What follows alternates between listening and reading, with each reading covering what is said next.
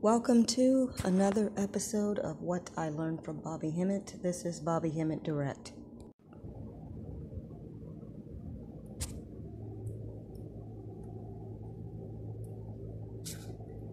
Greatest people ever graced this planet. And if we are so advanced as Egyptians, then we're going to have to believe in what the Egyptians say, what the ancient Africans say. And there's a saying, Alvin Lloyd June,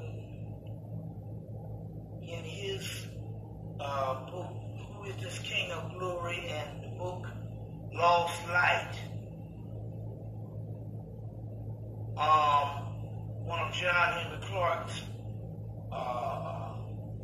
scholars that he likes to quote a lot, this book, Who is This King of Glory. In there, one of the chapters said that mythology is truer than history. That means if someone has come in over the course of the last couple of 100 years, let's say European scholarship at its apex that we are involved in, it is mainly late 1800s, when we were thrust in this thing, late 1800s and the 20th century. Bobby, I need to know how is your history is the primary point, right? Yeah, okay, well, let me point to that thing. Okay, well, I'll answer that one by giving you this particular information.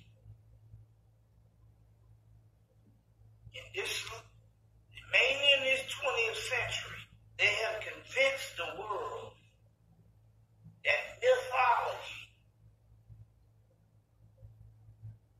is some type of secondary, primitive, pseudo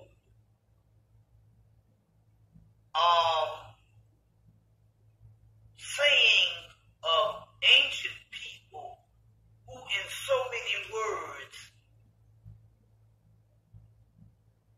didn't know what they were talking about. This is more mind control and by design to cover up truths of history. In Jeremiah's book, Natural Genesis, he said that the word mythology in Africa is called Mutu, which means truthful history, or truthful sayings. So because someone tells you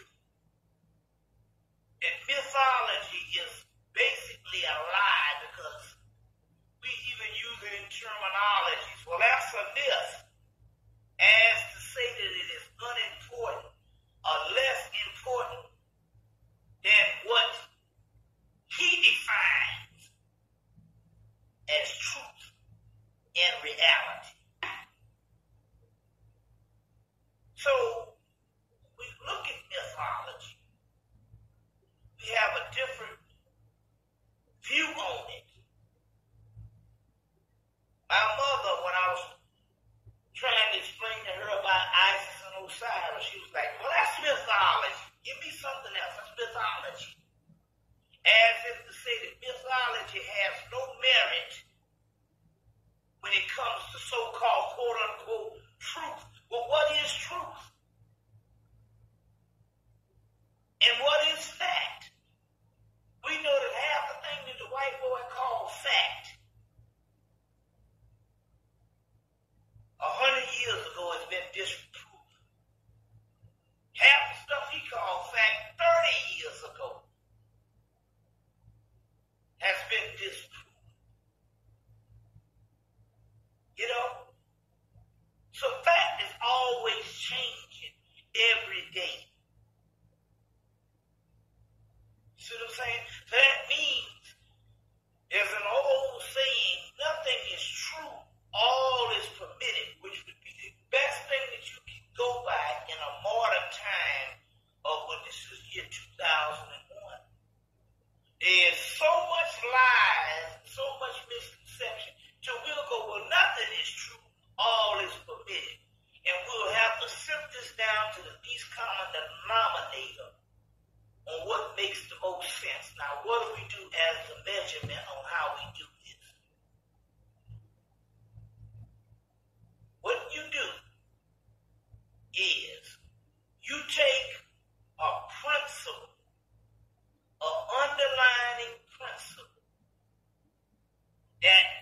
care what customs you have or what culture or what language you have.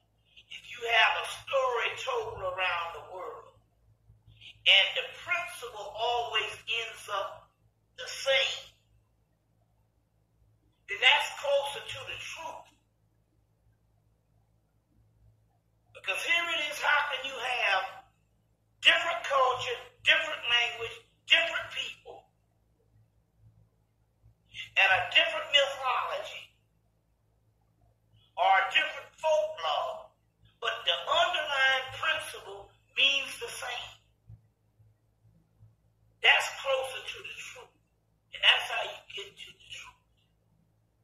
When you can find a synchronicity and a comparativeness throughout the world or throughout centralized customs and cultures,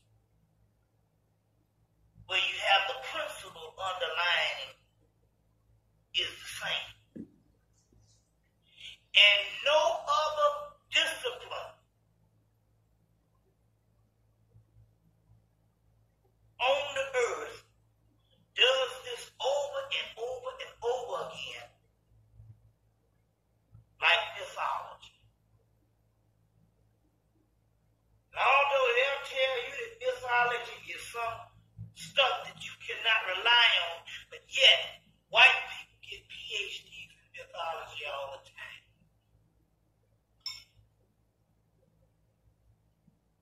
And it don't supposed to be important. And if you ever study mythology, you'll find out you're going up against a science. And I believe in some cases it would probably be easier to study mathematical equations than to try to get a greater understanding and grasp this mythology. The woman, Wendy O'Flaherty of the University of Chicago, said, I have translated texts 30 years ago in the early 70s, or in the late 60s, early 70s. And now I'm in the 90s, late 90s, and I'm translating the same text and I get something totally, completely different. So it means these particular mythology can meet the level of consciousness based on where your consciousness is. So it's multidimensional, which makes for a greater science of understanding.